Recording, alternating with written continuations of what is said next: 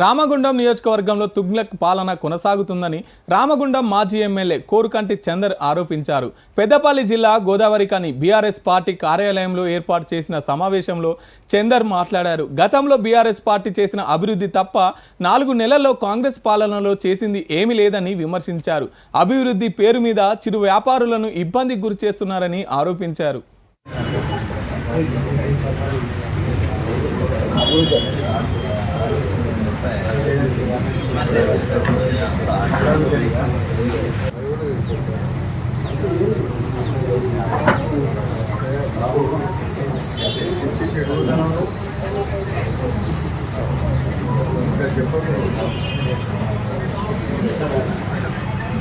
భయాందోళనలకు గురి చేసేటువంటి చర్యలు జరుగుతూ ఉన్నాయి ఈ కాంగ్రెస్ పార్టీ నాయకత్వంలో.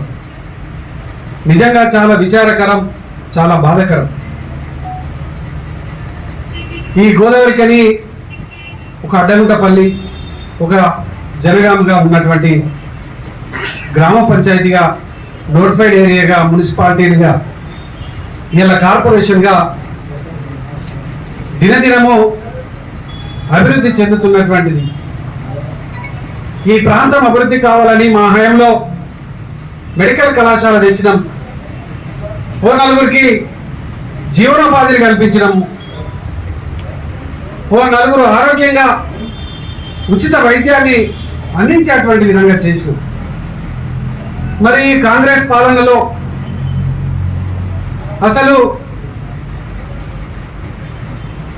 కడుపు నిండా తిండి లేనటువంటి వాళ్ళు, రెక్కాడితే కానీ డొక్కాడినటువంటి వాళ్ళు ఈ గోదావరికనిలో చిరు వ్యాపారం చేసుకొని బతికేటువంటి వాళ్ళు. అసలు వాళ్ళు టీడీపీ ఆవిర్భావమే ఒక చరిత్ర అని రాజమహేంద్రవరం సిటీ నియోజకవర్గ టీడీపీ, జనసేన, బీజేపీ కూటమి ఉమ్మడి ఎమ్మెల్యే అభ్యర్థి ఆదిరెడ్డి శ్రీనివాసరెడ్డి అన్నారు. తెలుగుదేశం పార్టీ ఆవిర్భావ దినోత్సవం సందర్భంగా రాజమహేంద్రవరం సిటీ కార్యాలయం వద్ద ఆయన పార్టీ జెండా ఎగురవేశారు. అనంతరం ఆదిరెడ్డి శ్రీనివాసరెడ్డి మాట్లాడుతూ ఎన్నో సవాళ్లను, ప్రతికూల పరిస్థితులను తట్టుకొని మనుగడ సాగించడం తెలుగుదేశం పార్టీకే చెల్లిందన్నారు.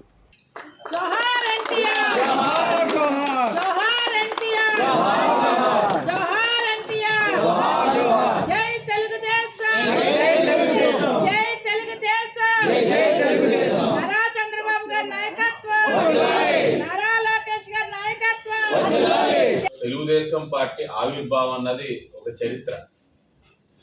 మద్రాసీలుగా పిలువబడే మనం ఆనాడు ఒక ఆత్మగౌరవం అనేది లేకుండా జీవించడం జరిగింది. అలాంటి తరుణంలో పార్టీని స్థాపించడం, తెలుగువాడి యొక్క సత్తాని దేశానికి చాటింది అన్న నందమూరి తారక రామారావు గారి తెలుగుదేశం పార్టీ. తెలుగుదేశం పార్టీ ఆవిర్భవించిన తర్వాతే బలహీన వర్గాలు అన్నవాళ్ళు రాజకీయంలో రావడం, 4 గోడల మధ్యన జరిగే రాజకీయం క్షేత్రస్థాయిలోని ప్రజల మధ్య జరిగే పరిస్థితులు వచ్చాయి.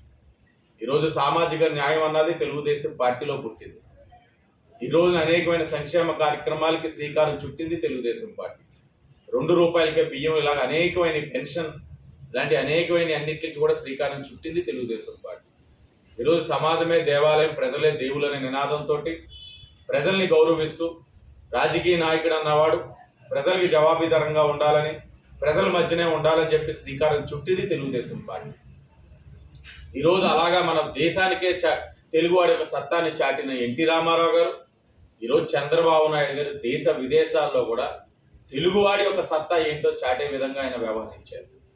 ఈరోజు అలాంటి ఒక పార్టీ ఈ రోజున దేశ విదేశాల్లో గుర్తింపు కలిగిన పార్టీని ఈరోజు భవిష్యత్ తరాల వారికి తీసుకెళ్లే బాధ్యత వెన్నంటి ఉండి నడిపిస్తా ఉన్నారు నారా లోకేష్ గారు.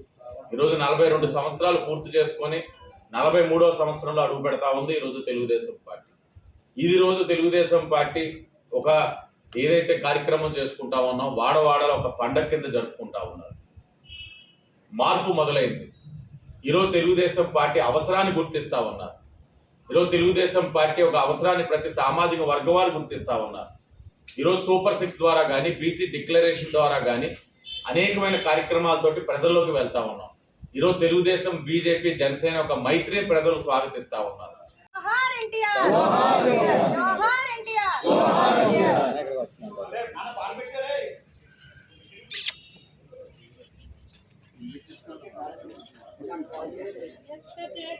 తెలుగోడా గతమెంత